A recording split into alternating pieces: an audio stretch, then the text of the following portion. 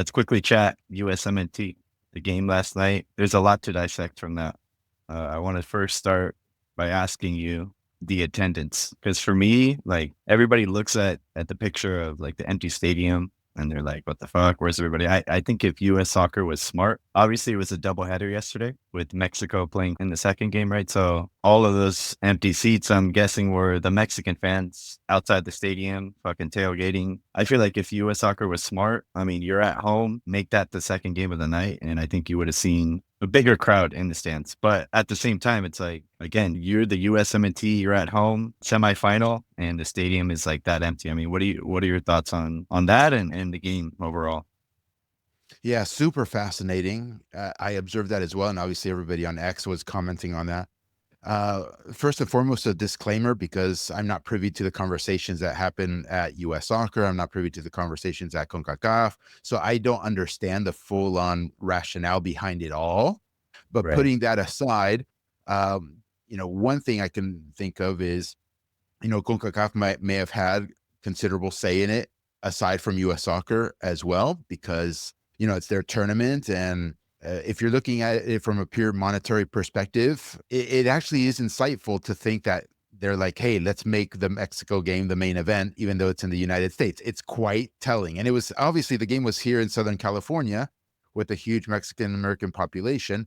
And I like to call them and us Latinos the soccer first demographic. That's because we are huge and we hugely outnumber the MLS demographic, especially here in Southern California, which is the US soccer demographic. So, from a pure monetary play, yeah, make Mexico second. But I would suspect that US soccer does have a lot of influence because it's your home territory, right? There's no way that CONCACAF is going to overrule US soccer or tell US soccer how it's going to go down. US soccer has a lot of power. If they want to have the US men's national team be the main event, they would have had the US men's national team be the main event. And so the calculus is interesting because they probably calculated the same thing. They're like, let's make some money. Let's make Mexico go Yeah. second. And then and then aside from all of that, it is kind of embarrassing and telling that nobody went to see the national team. Well, you can say all you want. It's 4 p.m. Pacific time. People might still be at work. They can't get the day off work. I get it. I get the logic, but it's not valid in my opinion. Okay, because if they claim the fans of the U.S. men's national team or MLS, they claim that they are true hardcores. They are soccer first people too, Gary. Why are you insulting us that we're not soccer first people? That would not have stopped you from going to the men's national team, especially when it's all the A-list guys for the most part. Maybe you have two absences like Anthony Robinson or Serginho Dest, but it's all the A-lister European guys. You want to go see Pulisic, you want to go see McKinney, you want to see Tyler Adams, you want to see Josh Sargent, and on and on and on. The stadium should have been full, and it wasn't. Do you know the attendance figure, Benny? It looked like it was maybe 25% capacity, something like that. Completely shocking. I had some friends that went to the game, Gary, and they posted on Instagram. And like I saw the stadium, I was like, what the fuck are they at, like a college game? And then I realized like, oh shit, this is the USMNT playing, and there's like fucking 30% of the stadium full right now. So pretty embarrassing. And you even see like Pulisic, you see him like walk out onto the field and he sees a crowd and he doesn't say it, but his face is like, what the fuck is this, dude? Pretty embarrassing. But you're right, Gary. I think it's pretty telling. Like the soccer first demographic here is not the Americans. It's the Mexican Americans. And, the Mexico game seemed pretty full. I mean, not obviously not 100% full, but still more fans in the US and even more like enthusiasm in the game, no? Yeah, and I wasn't capable of watching that whole game. I was able to tune in and out whenever I could. And, if a Mexican national team game isn't full, there actually is a reason for that that's different. And that is the Mexican Americans are legit soccer first people. And if they're pissed off, for instance, at their national team, and they're pissed off at their club, they will fucking like not all out boycott, but they'll be like, fuck them, they suck, I'm not going. Which is very different than the US men's national team. Here, the people who support the US men's national team, they don't do that stuff. they just want to go and be entertained and tailgate and party and talk about their daughter's prom and just fucking nonsense. You know how go have a couple beers and nachos. They'll go to the game whether the team sucks ass or doesn't. Yeah, for sure. And I have a feeling there is some like US fans after the US game they lost, they're all like sad. They're like, fuck this, I'm not staying to watch Mexico play with all these rowdy fans. It's shocking. But I saw you posted on X, I laughed at the tweet. All of a sudden you put in, 3 MLS players and boom, the game is done, dude. Yeah, soccer's so interesting, Ben, because I say this over and over again. It needs to be emphasized. I'm going to keep repeating it. It's not physics. It's not mathematics. It's not engineering. So that means it's open for anybody and everybody to say whatever the hell they want. And there's always some sort of logical defense of what anybody is saying. So, for instance, they might say, oh, look, all our Europeans can't even compete with Panama or whatever. But like, the US could have won 1-0, 2-0, 3-0, 2-1, 5-1. Like, they could have won or just scored one goal in the 80th minute or 70th minute or whatever it is, and nobody would be talking shit right now. They would say things like, "Oh, Pochettino's got them firing on all cylinders. It looks good." He had Sergino Dest missing, Anthony Robinson missing. It didn't matter. Look at the experiment with Pulisic as the number 10 in the middle worked. All that had to happen was for them to score one goal for soccer to go their way. And those would be the narratives now in the media all over the place.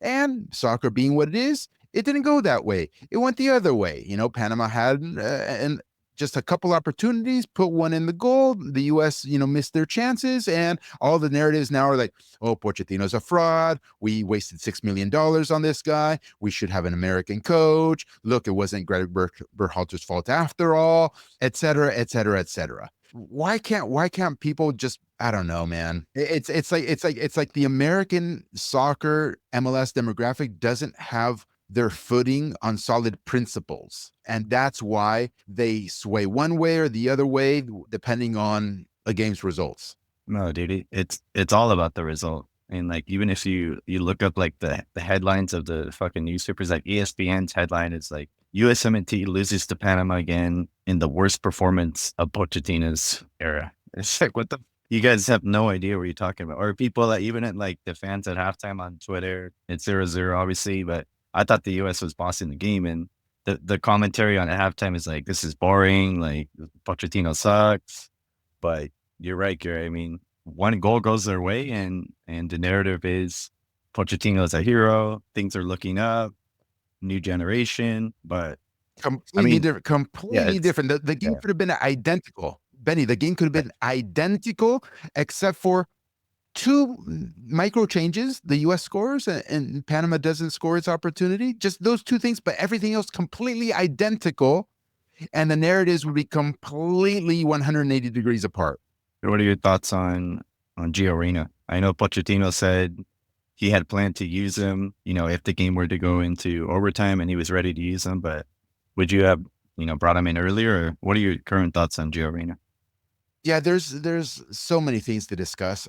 Obviously, they're all opinion based, and it's very hard to know, especially because he hasn't played very much in club football either. He's been MIA. I'm just gonna throw out a few thoughts for people to chew on because these are thoughts that aren't out in the mainstream. Number one, Pochettino opted for Jack McGlynn instead of Gio Reyna. From my vantage point, at that particular moment in the game, what Jack McGlynn brings to the table is more creativity than was there previously in the midfield. He is a creative player. He is a very good distributor and can potentially pick the lock of a defense that's sitting back, and Panama was obviously in a 5-4-1 or 4-5-1, something of that nature. So there's a lot of potential there to crack the game open. And Gio brings that as well. Okay. So, and Gio might bring it more so than Jack in that regard as well, because there's some dribbling capabilities that Gio has that Jack does not. However, in my opinion, Poch's rationale would be something like, well, Jack brings us more stability and will keep us bossing the game and won't destabilize the team. Whereas Gio would be a destabilizing defensive issue for Pochettino because he's wild. He goes all over the place. He is very poor in defensive positioning or in tracking back or in pressing the opponent. And so he's a liability in that regard, whereas Jack would continue maintaining the structure, order, and discipline of the entire group. So he wanted control, is my opinion. And that's why Jack went in and not Gio, which I support. I think it's fine. I think it's a good thing because Panama would be dangerous on the break, and having Gio there in the middle might be a problem. So, and same thing with Diego Luna. I think Jack is a lot more of a quote unquote professional, if that makes sense to our English speaking audience, than Diego. Yeah, well, the soccer god said, let's have Panama score a goal. And at that point, I don't know. I think it's a little bit too late. Yeah, for sure. And to your point, Gary, about like narratives, let's say he does throw in Gio Reyna or Diego Luna and it's the same result, then everybody fucking attacks Pochettino. Like, what the fuck are you doing? You should have put in Jack. And yeah, or you should have put Gio Reyna earlier. Why did you wait until then to put him in? Yeah, 100%. It wouldn't be Gio's fault. It wouldn't be Diego's fault. It would be like, you should have started this player from the get-go. It's always Pochettino's fault, no?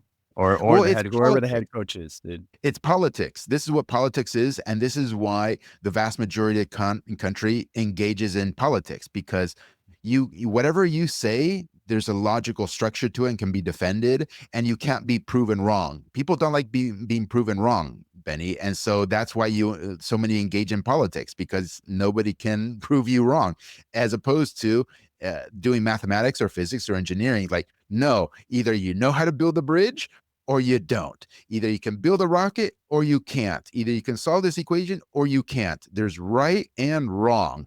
Why do we keep losing to Panama, Gary? That's third loss in a row. I think it's like a mental block, or what is it? No, I think Panama's good, man. I think Panama has a lot of good players, and there's this really crazy bias that exists with the American mainstream demographic, is that they look at pedigree all the time. They're like, where do the players play? How much are they, quote unquote, worth on transfer market? Those sorts of things. And so they think that on paper, player A is better than player B. And that's just not how soccer truly is. Many of these players that are on Panama's team, if they were Americans or if they were, South Americans or something like that, they too would be in Europe. They too would be maybe on AC Milan or Juventus or Bournemouth or, West Ham or Fulham. And they would have a good chunk of players overseas. But the American public doesn't see it that way. They're like, oh, look at these scrubs. How is it that our European players can't beat these scrubs? Well, they aren't scrubs.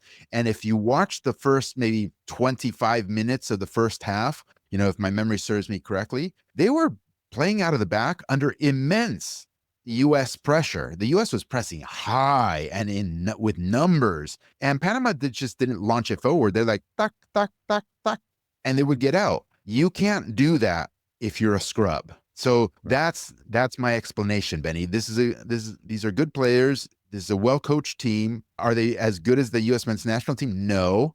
And that is why they played a 4-5-1 low block and looked for their opportunities on the break. Because if you are pound for pound way better than your opponent, you don't do that. Regardless of the score, Gary, obviously we all know U.S. lost, but what did you think of their performance? I mean, they had 67% possession, 5 shots on target. Do you think they created chances and played well, or do you think there's still a lot of work to do? I think given how Panama presented their game plan and being extremely low block defensive, I think they did very well. The U.S. did.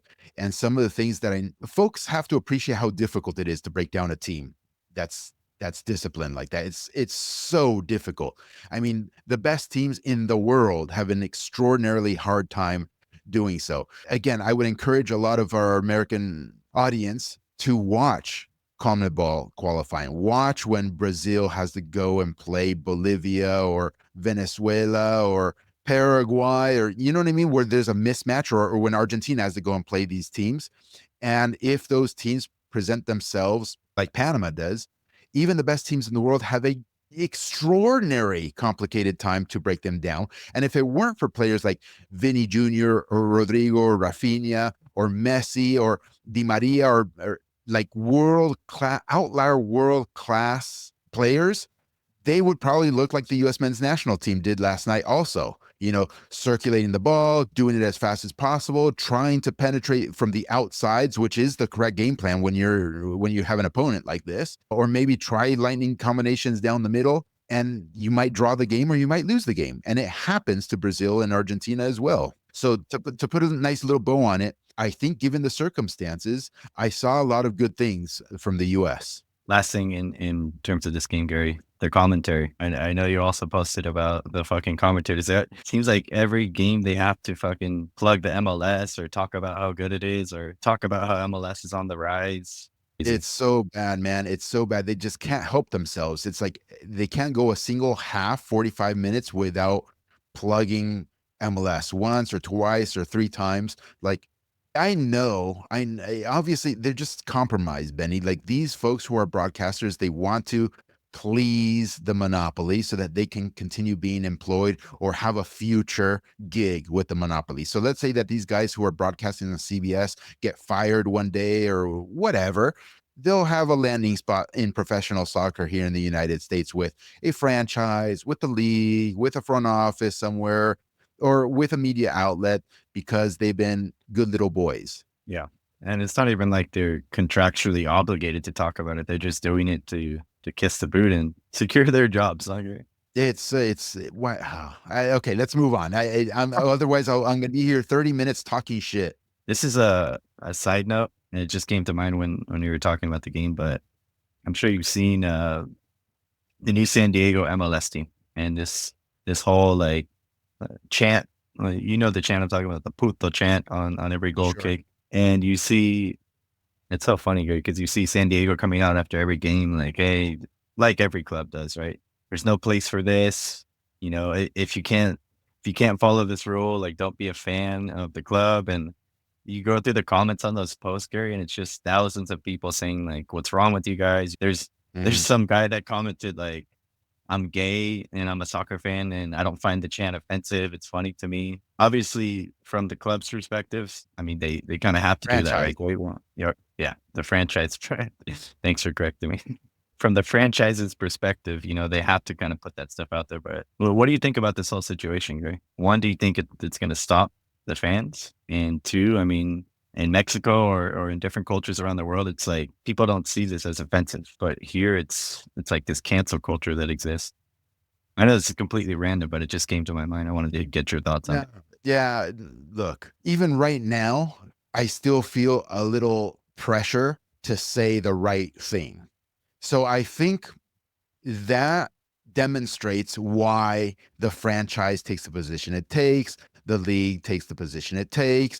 A whole swath of folks here in the United States take the position that they take, is because you have this little pressure, right, that exists, or this threat or this sword of Damocles hanging over your head if you say the wrong thing. That aside, yes, the reality of it is that it is not a homophobic chant. It is not. This is the Mexicans or the Mexican Americans or whoever is participating in that is not, when they do that, they are not saying we hate gay people. That doesn't even cross their minds at all. Zero. It is simply, I don't know, kind of like, I don't even want to say an insult, but obviously puto is like an insult, but you don't use it the way that the franchise is saying that it is used for, the league says that it is used for, or the entire left liberal media says that it is used for.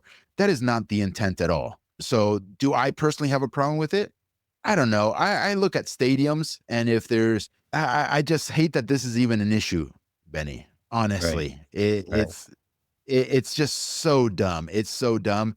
And from my perspective, and how you were mentioning folks in the comments perspectives, they're looking at this virtue signaling in many respects by folks as a turnoff. And now, yeah, we aren't going to support you because you aren't real, and you're not trying to be real. You are a virtue signaler and going along with this woke ideology. Right. But at the end of the day, Gary, the franchise kind of has no choice but to do that, right? Because doesn't the league come out and say like, oh, if you continue to do it in the next game, you're going to get fined or you're going to lose points. So the franchise has to say things like that, no? Yeah. I understand. I'm empathetic with business. I understand it all.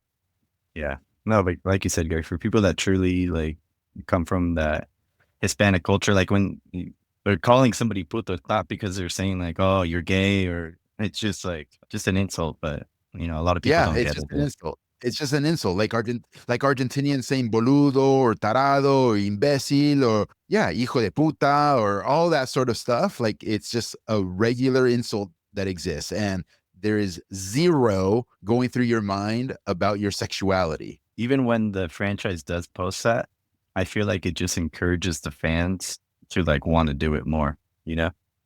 And it's like, what are Yeah, they gonna do? Like fucking duct tape every mouth of the person that comes to the stadium or what?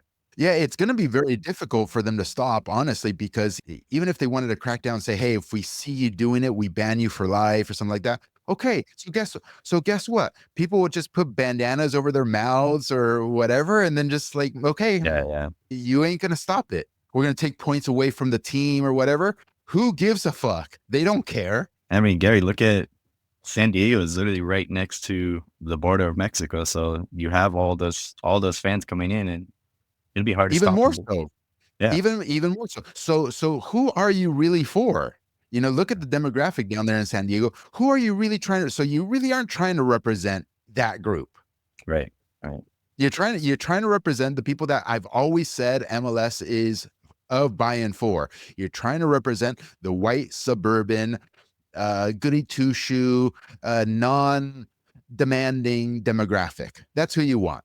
All right, Gary. Well, last time we recorded on the USL was before they had made their vote and officially announced that they're going to implement, promotion relegation. I think a lot of people are getting the idea confused of what it actually is and thinking that it's an open system when truly it's not, right? Because there's three levels within the USL's, plan for promotion relegation, but we talked about it last time for like a smaller local club that wants to, and am I correct in able to call this a club like OSC Rage, for example? Like for them, there's no way to, work their way into the USL. You kind of have to buy your way into the lowest league, right? That's my current understanding that you're still gonna have to buy into it. Yeah. Right. Yeah. And so I see like a quote from the president coming out saying like, "Oh, this is going to be a great opportunity now for local communities to build their teams up and work their way into the system." But at the end of the day, that's just not true, right? You still going to have to buy and purchase your way. So maybe you can clear it up again for a lot of the folks who think that, oh, this is truly an open system now. Promotion relegation is coming to the US. This is going to change everything. Is it a step in the right direction, Gary? Or is there still a long way to go? Is it a step in the right direction? So first off, the open system thing. This means an open marketplace, an open economy. And leagues don't do open economies. Leagues are the envelope that contains everything within them. And so if the entire quote unquote promotion relegation falls under the command of one entity, which is the league here, then is it truly open? What should regulate or what does regulate an economy is an outsider, not the business itself. So that's why we have government. That's why we have regulators. And in the soccer ecosystem, that is why countries have federations. Okay. So a federation is comprised of a whole bunch of different independent entities, and the federation, being the regulator of the ecosystem, comes up with the rules of the general ecosystem as a whole. So it should be the federation that saying, okay, this is division one, this is division two, this is division three, these are the rules, and all the clubs that participate within those divisions are completely independent entities. And division one is run by a particular business or league. Division two is run by a separate business and a separate league. Division three, separate business, separate league. It can't be one organization that envelopes all of the leagues. So, in that regard, it's not open already. The other thing that is troubling with the open concept is having to buy into the system. Like you said, Benny, like it's still a franchise system, because if I want to start in the lowest tier of USL, say USL League One, I suppose is what's going to be the third division for them. I don't know what the purchase price is, but you kind of have to come up with several $1,000,000. I don't know if it's 5 million, 4 million. I have no idea. And then that coupled with some sort of application, which I don't know what that even looks like, you have to submit to be able to operate. So again, it's not really an open ecosystem versus say in software world or in hardware world out here in the general economy, any old hacker can just start a business without paying anybody off. Okay. Maybe if they want to incorporate as an LLC here in California, okay, you pay $800 to the government, but you start it and you go, right? Or if you want to start a restaurant or something like that, okay, you're going to have to buy the infrastructure that is the restaurant or whatever and hire employees or something, but you don't pay some other business $5 million to be able to have the privilege of starting a restaurant here in Fullerton, California. You know what I mean? But here, having to buy a franchise and say, here's $5 million USL. Thank you for letting me operate this business of mine now. Now I can operate a business. That's not open. Yeah. It'll be curious to see as well, like the territory rights. Like, for example, there's a team here in Orange County, OCFC. If I want to go and start a team within the same county, are they going to say, no, there's already this team operating here? Or are they going to say, hey, this is, go ahead. But That's I huge. don't foresee it happening that way, at least initially, right? Yeah, that's huge, Benny. That's the other half, and literally the other half of why it's not open. If it's open, anybody can start a club anywhere, and nobody can get in your way. Yeah, I should be able to start a rival club to Orange Soccer Club, literally 2 miles away if I wanted to, right here, right next door, or in the same park. It's in the Great Park. If I want to start a competing club right there in the same bloody park, I should be able to. That would be an open ecosystem. Now that there is, some type of promotion relegation within these leagues, do you think the USL clubs will start to implement like youth programs and youth academies to try and like develop players for their first team? Or is it not necessary because they can just go and buy anybody? Yeah, that's a good question. I'm not exactly sure. I think that one major positive from the youth perspective is that with this quote unquote fake promotion relegation, which is better than nothing, in my opinion, we can circle back around to that. There will be a greater incentive for the youth players who happen to be part of a particular USL club for them not to have to say, oh man, if I want to make it, I got to jump ship to an MLS academy, or that I have to jump ship to go to an MLS Next club or an MLS Next 2 club. No, I don't have to do that because my club has a first team.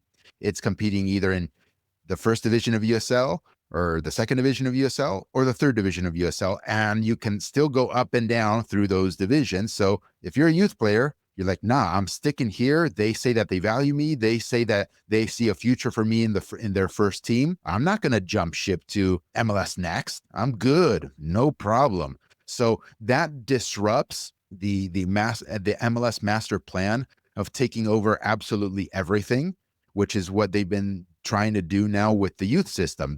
By creating MLS Next, and now this year creating MLS Next 2, they're saying we're taking over everything. The youth ECNL, go F yourself. We're taking over. All these other leagues, go F yourselves. We're taking over. All the best players are ours. Now we control the entire country. So that there's a monkey wrench being thrown in that now with Yeah. USL having promotion relegation. Now will USL clubs, franchises clubs, they're more clubs than the MLS franchises. That's for 100% sure. And if folks don't know why, you should look up single entity and what single entity actually means. Will these new USL clubs start their own youth systems? It remains to be seen, but what's good, a truly open system will not create rules or impose to these clubs whether you should or shouldn't do it. USL and nobody should tell these clubs whether they should have a youth system or youth academy or not have a youth academy. They are independent businesses. Let them do what they see fit. Okay. So some clubs probably will, some clubs might not. Some clubs might partner with local clubs and say, hey, you're part of our pipeline, maybe use our badge or whatever. Who knows? We need to leave it completely open for them to decide what they want to do.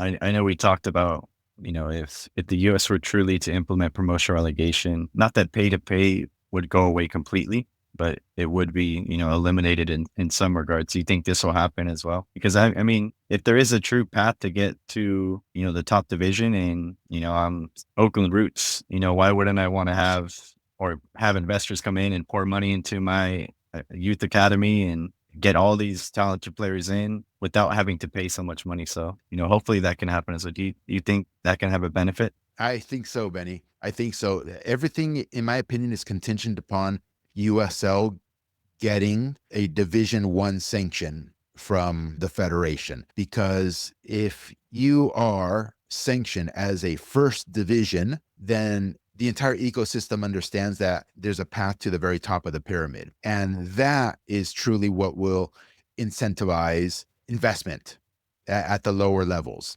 Because if US Soccer does not do that, and US Soccer, remember, is controlled by MLS, so this is we're gonna see what happens. Okay, if USL is still stuck with their top tier being the second division, then that does not incentivize massive investment at the lower levels, because the highest you can go is second division, and you're still branded as a quote unquote minor league, not just here locally, but globally, you're perceived as a minor league.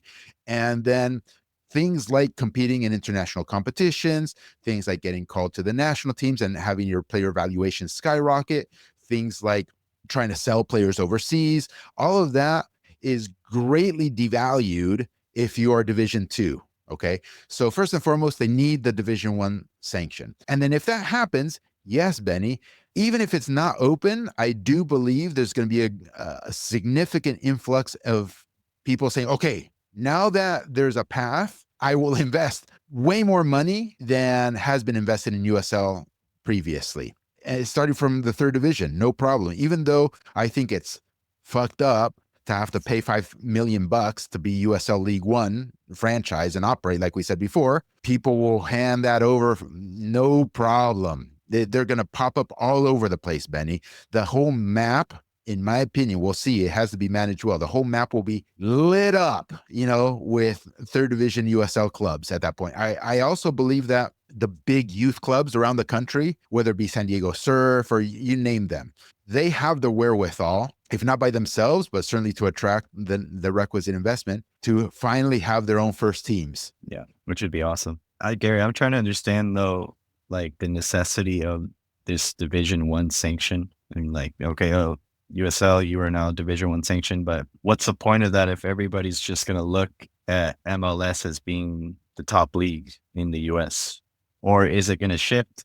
And now that USL does have Division One sanction, is everybody going to say like, oh, this USL league is now better than MLS? The best players go there. Is that shift going to happen or not? Because of obviously MLS has been here operating as the number one league for the past 29 years now, right? So Yeah. what's the point of having that Division One sanction? No, it's a great question. I think a lot of it depends on how open this truly is versus how closed it is. Because in a completely open system, owners of USL clubs, first off, there wouldn't be any salary caps. Okay. So the owners of USL clubs would be free to invest as much as they want and buy as many players as they want for whatever salaries that they want. And USL owners in general aren't total slouches. So, for example, if you look at San Antonio, that's owned by the San Antonio Spurs. Okay. You don't think that they can go and get designated player caliber players to play for the team? Of course they can. Of course they can. So that will be the one thing that MLS has going against it if they keep their current rules in place, is that they don't have all that freedom to buy whoever it is that they want to buy. USL would have that freedom. And of the current USL owners or future USL owners, if they don't have the wherewithal, if they don't have the billions of dollars, like MLS owners are worth billions of dollars, well, guess what? Billionaires will come into the league. Billionaires will come and say, you know what? MLS doesn't let me buy a franchise. So, for example, I always tell this story because it came from a high-level league executive told many, many years ago. There were 5 legitimate bidders for the LAFC franchise. Okay, 5 legitimate investor groups worth billions and billions of dollars, and only one got it. Okay. So those other four weren't able to get an MLS franchise. Well, okay. Well, those other four, I don't know who they are. And countless others now have the capability of buying into an open ecosystem. Nobody could tell them no, right? There's no MLS gatekeeper now, and they can earn their way up or down the ladder. And they have all the resources necessary and all the political connections necessary to blow this thing out of the water. So there's less. What I guess what I'm saying, Benny, is that in a promotion relegation system, in an open ecosystem, there's less handcuffs on you. So MLS has handcuffs. USL currently has handcuffs. USL hopefully won't have those same handcuffs. And then over the course of time, they'll just eat MLS's lunch. That's on the money side, and it's just more authentic, Benny. It's MLS is the same bloody fucking franchise every single year. Half the teams make the playoffs. At the end of the season, nobody really gives a shit anymore. You know, if you're coming in last or if you're brought, nobody cares. In USL, everybody's going to be especially tuned in towards the end of the season, like who's going up and who's going down. I think one of the most watched games on whatever network they happen to be on or whatever will be who in the third division is going to second, who in the second is going to third, who in the second is going to first, who in the first is going to second. It's going to be bananas, Ben. And with that comes money. All those eyeballs are going to attract sponsors, are going to increase broadcast revenue, and it's just a chain reaction. Okay, maybe obviously you saw like fucking Ryan Reynolds going to England and purchasing Wrexham FC. Maybe we're gonna see like all these fucking celebrities and movie stars now investing into teams and in their local hometowns. And fuck it, let's make it all the way to the first division. No, it's gonna be amazing to see. Benny, 100%. Maybe you've seen over the course of a handful of years now, many U.S. men's national team former and current players have bought into USL franchise stakes into certain teams. And because look, all of these people with money, all these former players, they can't own a club here in the US, Ben. It's MLS or nothing, basically. And MLS, they're just not going to let you. There's limiting the supply. So folks have no choice but to go to USL. You have no choice if you have a lot of money and you want a club. Right. No, you even see Ronaldinho, Greenville, South Carolina, investing into the team. It's fucking Correct. badass. It's badass. Correct. So, and everybody wants access to the US market because we are the biggest, largest soccer market on earth. And we have the biggest economy and the most hungry soccer people that whose hunger is not being fulfilled on earth. And there's so much more opportunity here that it's going to attract global investment. Ben, it could be, I mean, Messi's MLS at this point because he'll have an MLS franchise. I think it's part of his deal or whatever, but how many former players with a shit ton of money around the world will say, you know what, I'm going to buy an American club? So, okay, Gary, let's say we look at the next 5-10 years. This is all massive success. Money's pouring in. Everybody's coming in. Does MLS allow this to continue happening, or do they try and buy USL and now MLS is a top league and okay, there is promotion relegation? Like, what is going to be MLS's response to this if this takes off? No, well, I think the first thing they're going to sabotage this thing. First and foremost, they're going to try to sabotage it. They probably are already. The wheels are in motion with not allowing it to happen, one way or another. Oh, that's another thing as to why it's not open. So supposedly the Premier League standards, this document that U.S. Soccer published and updates every however many years. Supposedly you have to have 75% of the teams in the first division have to be in huge metropolitan areas, in the big cities. It's like, what? That's not open. That's not an open ecosystem. It should be, team could be wherever the hell they want to be, and if they can self-sustain themselves, they will. And if they can't sustain themselves because they're not big cities with a lot of huge demographic, a lot of money, a lot of media, if they can't sustain themselves, well, guess what? Those teams will naturally be relegated over the course of time to the second tier, the third tier, the fourth tier, because their cities maybe can't sustain them. That is extremely restrictive, what U.S. Soccer is doing. So this is how MLS has monopolized the market, is by using the market regulator that is U.S. Soccer to come up with these rules to screw everybody else over. And so that's one way that MLS is going to, quote unquote, like you said, compete against MLS? Or what are they going to do? They're going to use the market regulator to come up with rules or to figure out a way to screw this whole project up. And if they can't for whatever reason, I don't know what the end game will be. Maybe they will try to make a humongous purchase and unify everything under their umbrella. Maybe that'll be it. Or maybe if you can't beat them, join them. I don't know that. I'm not worrying too much about that. All I care about is this first step. Are you going to open your own team, Gary? It's a good question, man. Let's see how open things are. And yeah, obviously I would need good partners. I would like to bring good partners aboard. It'd be pretty cool, wouldn't it? I don't know. We'll see. One step at a time, Benny. Yeah, it would be badass. So last thing on this, Gary. What does USL truly need to do for this to be open? And is it even possible for them to have it, or is it really up to US Soccer? Like, is US Soccer the deciding factor in whether or not it can be an open market? Or can USL come to them and say, hey, we want anybody to, like, for example, the thing you just gave me about the top 75% of the teams have to be in a metropolitan area. Like, that's coming from US Soccer, right? That's not coming from USL. Correct. Yeah. To truly be open, well, you need either a federation that's not corrupt like it is now, or you need a new federation somehow, some way. That's too far off into the future for me to really see how all the dominoes fall at this point. But if USL becomes powerful enough and this becomes a big enough success, then I could see them or the community at large kind of forcing the issue and somehow having once again an independent federation. What does that mean? I don't know. Maybe USL has a lot more representation at the federation level, so much so that it overtakes MLS's representation or equals it, or who knows, Benny? That's a little bit too difficult to really see. That's what I was going to ask you. Like, can you just go and start your own soccer federation to compete with US Soccer? Yeah, you can. I think the main issue there is ultimately being recognized by the confederations, then, being recognized by CONCACAF and then ultimately being recognized by FIFA, or being recognized by FIFA first, and then the dominoes fall from that point forward. And just this whole ecosystem, like all ecosystems, are so compromised, full of bureaucrats, full of corruption that, again, will FIFA come in and say, okay, cool, we recognize your federation? Or will they be like, no, you already have a federation over there, deal with it?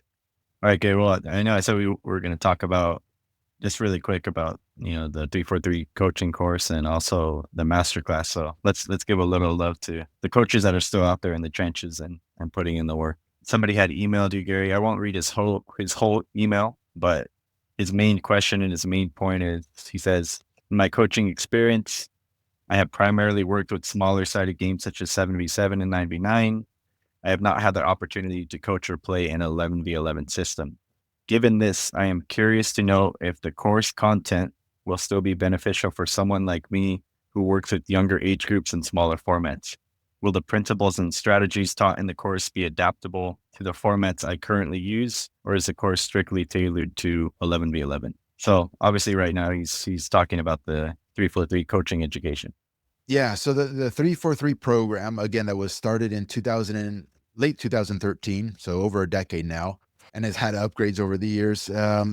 Look, a lot of the footage deals with Brian's original team, which was playing in the 11 versus 11 format. And back then, they were U11s. Okay, so back then, the U11 age group was when you started playing 11 versus 11 also, even though that has changed now. But just because a lot of the match footage was centered around 11v11 does not mean in any way that the first year of the program is tailored to 11v11 at all.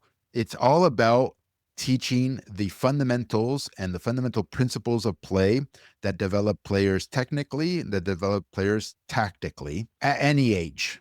Okay. So things like all the rondos that we demonstrate and how and why they exist, that is irrespective of age. Doesn't matter if you're coaching 7v7, 9v9, or 11v11. And then from the tactical perspective, yes, we're showing you things like, hey, building out of the back with a line of 4 in the back, on your goalkeeper and a defensive mid. But those sorts of things can be easily adapted to the 9v9 format or the 7v7 format. Instead of having 4 players, 2 center backs and 2 outside backs, okay, you're playing with 3 in the back, for instance. No problem. Just do the same sort of exercise, tweak it a little bit, and then off to the races you go.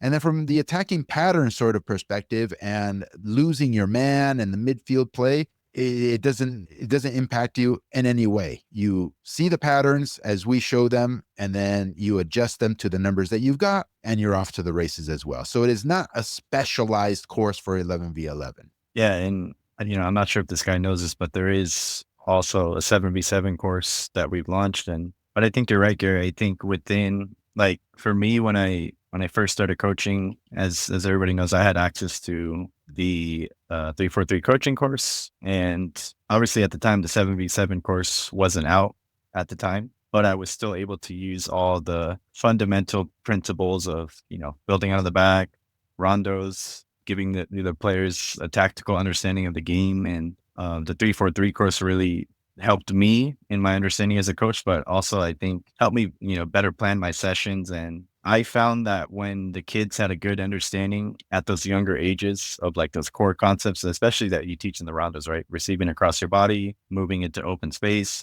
getting those technical reps in. By the time they did go to 9v9 and 11v11, they were, far superior to other players who had not been doing this type of stuff. So I think the program can work at any age for sure. Yeah, and over the years, I've gotten many emails from coaches in the program who say, "Hey, Gary, I coach 7v7 or I coach 9v9. How do I take what you guys have here and adapt it there?" And so some coaches are able to adapt everything themselves. I think it's pretty straightforward, but I understand that some coaches may be very new. Benny, maybe it's the first time they're coaching a team, or maybe just their second season ever coaching a team, and they want more specificity to 7v7. They wanted to know exactly what formation. They want to know exactly, what every position should be doing. And that's why, we partnered up with John Kokoris and said, okay, you know what? Enough people want a super hyper specialized on just 7 versus 7.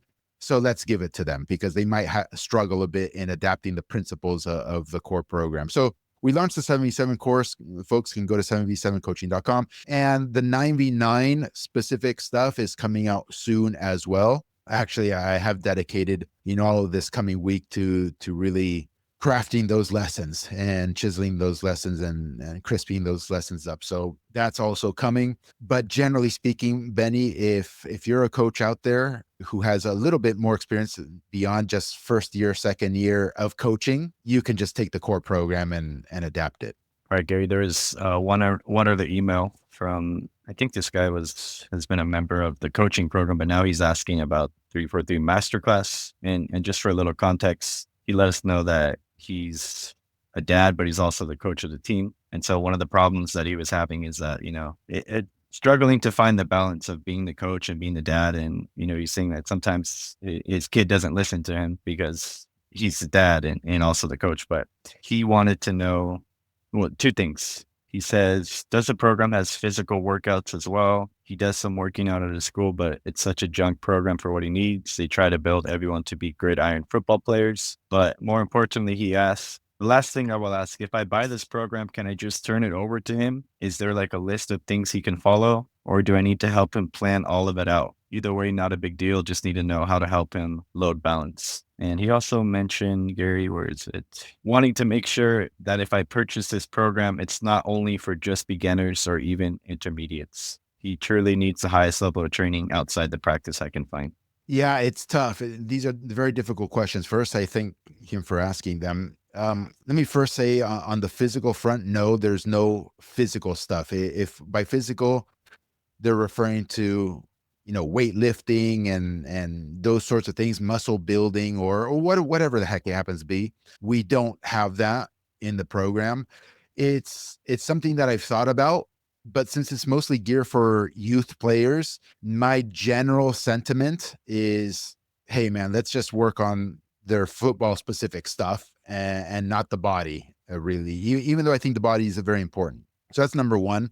So the last comment is that this player, according to his dad, needs advanced things. Now, I'd like you to chime in here as well, Benny, but a lot of the program has, some of our top former youth players demonstrating the exercises, and all of whom are now professional soccer players. And the exercises that they're demonstrating range from beginner all the way to their current top professional level skills.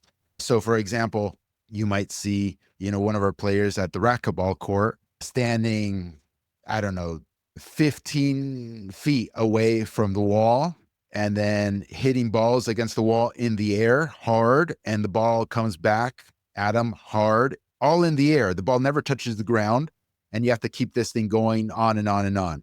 Now, if you've attempted this at all, you'll quickly find out that you aren't capable of doing that unless you are like a professional grade level or potential player. It ain't happening. You aren't keeping the ball up any more than maybe twice. 3 times might be very good, but if you see our boy doing it, he's keeping it up, for 15 straight hits or something like that. Top pros in the world would also have difficulties with this exercise. So it ranges the gamut from beginner all the way to super advanced. And we did that so that it could, because we don't know who the audience is going to be, right? We don't know. We want to be able to be like, hey, if you're just starting out, this stuff is good. If you're intermediate, this stuff is good. If you're really advanced, this stuff is good. Is it going to transform your high level player, that this person is mentioning their son is at, to something higher or more special? I don't know. I think there's a lot more involved in becoming a top level player, like a professional. I'm going to presume they want their kid to be a pro, okay? Because they're saying he doesn't need intermediate stuff. He's super advanced. There's so much more involved, way beyond the technique and the tactical. At that stage, what really takes hold is the mentality and the physical side of the equation above and beyond everything else. So will this program develop you mentally? No. Will this program develop you physically? Well, I can't change your genes. So if your genetics are such that they are what they are, there's no changing that. And you can do the physical stuff as much as you like, but you're going to really struggle if, just recently, Cesc Fabregas came out again saying how football has changed so much. Even when he left Arsenal, or left Barcelona rather, the last 3 or 4 years of his career, he wasn't important anymore because the physical part of the game took over. They started preferring more physical central midfielders than the skillful ones like him, Xavi, or Iniesta, or Busquets even. And so even a world-class player like Cesc Fabregas started getting screwed because his physique. So the Masterclass is not going to help you on the physique side, and it's not going to help you on the mentality side. I don't know what else to say, Ben. It's a Right. very difficult judgment call for me. I never tell people, oh my God, yes, you must purchase the program. It's going to you're going to kill it now. It's too hard. It's so context dependent. And to finalize the question, yes, his son, you can give the account credentials to your son. Your son can log in himself, take a look at all the exercises that are there, and formulate his own routine if he'd like. Buy this course and become a pro, or your money back guaranteed. No, This zero chance, Benny. Unless you are a MLS franchise president or general manager or something like that, then I'll go forth with that guarantee. No problem. Because I know your son's going to be given opportunities. Yeah, for sure. I don't know, Greg. I would kind of disagree with you a little bit on where you say the course doesn't develop you or your mentality, because I think within the philosophy level or the philosophy lessons, there's a lot that you can gain from that. You talk about the 5 components of player development, possession soccer, elite soccer player characteristics, but I think the most value that you get is hearing all of this come from Brian. And obviously, we see where Brian is at now, and I think for younger players, even if they can have a small taste or have an impact on Brian, I think it really does help their mentality out for sure. But I think the other thing that's important to note, Gary, is that, this program is not, you don't give it to your son or daughter and in 3 weeks, they've completed it. This is like a lifelong or however long you're going to be playing in your career. Like these are the things that you should be working on. And you mentioned, right, beginner to intermediate to expert. Like, I have tried majority of the wall repetition stuff. And obviously I played soccer all my life and I cannot complete, some of the stuff that you see Alex doing or Jorgito. And there's so much that you can gain from it, but it's not going to be like you open the course and in 2 weeks you're done with it. It's, you're going to have to keep chipping away at it for as long as you continue to play in the game. So in terms of my mentality comment, do you agree that it does help? I know maybe you mean in terms of mentality, you mean like the way that they play or their resilience on the field. Is that kind of more what you're referring to? I'm referring more to Like habits, work habits and work yes, ethic, yes, that type of stuff. yes, yes. Like the things that truly enable you to become the best that you can be Right. are your habits, are your habits, and your consistency and your discipline. Those sorts of things. An online course or even a in-person course can't. They can't. You can't. It can't. Yeah. We had a discussion about this, Benny. It's kind of the nature versus nurture thing. In many respects, either you have it or you don't, right?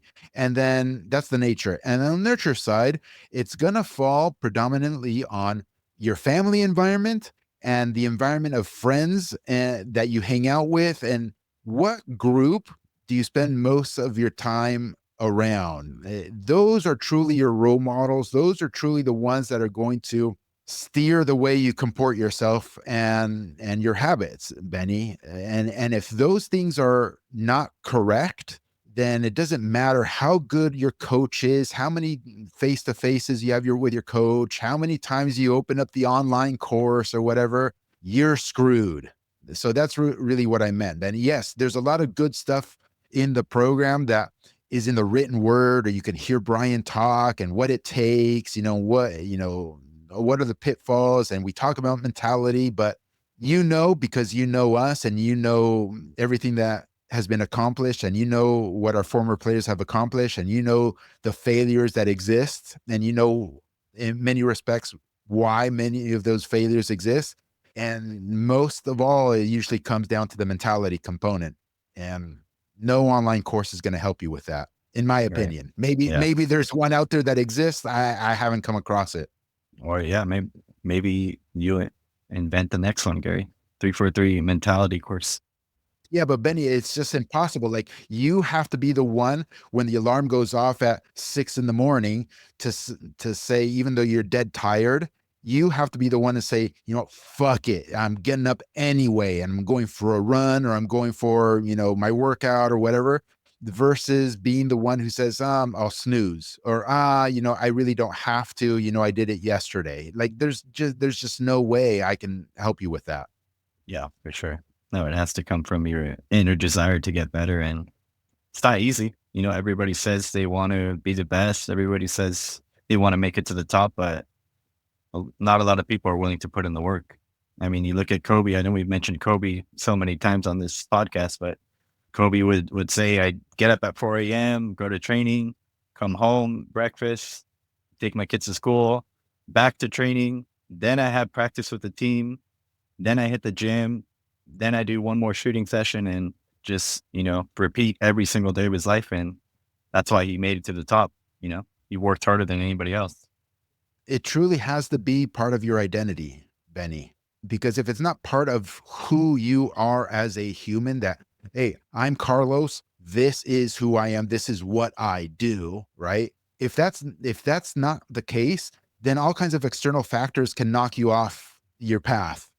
A girl comes into your life, oh, you know what? I like going out with the girl more, or maybe you have a kid, or maybe you get married, or maybe I don't know, you have a long-term girlfriend and it's like, you know what, family is what matters most, not me getting up at 6 in the morning, and leaving the warmth of my wife, or you know what I'm saying? Like, or leaving my kid, to go on this trip, for a week, I shouldn't be doing that, family first, it has to be, it's, you either have it or you don't, man. I don't know how else to say it. That's how I see it.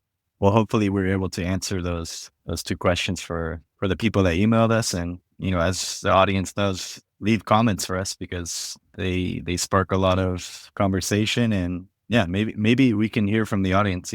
Any topics that they want to hear next, or what they want to hear from you, Gary, from the man. Yeah, we just had a toxic comments episode that we released this week. And I also don't want to signal to the audience that only if your comments are toxic will they be addressed. You know Right. what I mean? Absolutely not. A lot of the things that you and I talk about, Ben, are stimulated by the good commentary that we receive, the honest requests for information that we receive, either privately or publicly. And the more of those that we get, the more of those we'll address. Like, look, we haven't really singled out and said, hey, Jorge Sanchez on YouTube asked us X, Y, and Z. And so we address it, but we address it nonetheless. Yeah. I saw a comment on YouTube, Gary. Somebody was saying that they were listening to the episode on Spotify, I think. And he was like, "Oh, I've commented on there. I don't know if you read those comments or not. Do you?" No, I had no idea that we had comments on Spotify. Yeah. Yeah, me too. I was like, I didn't even know you could leave a comment on a Spotify podcast. But so yeah, YouTube is the way to go. All right. Good, man. This is a good episode.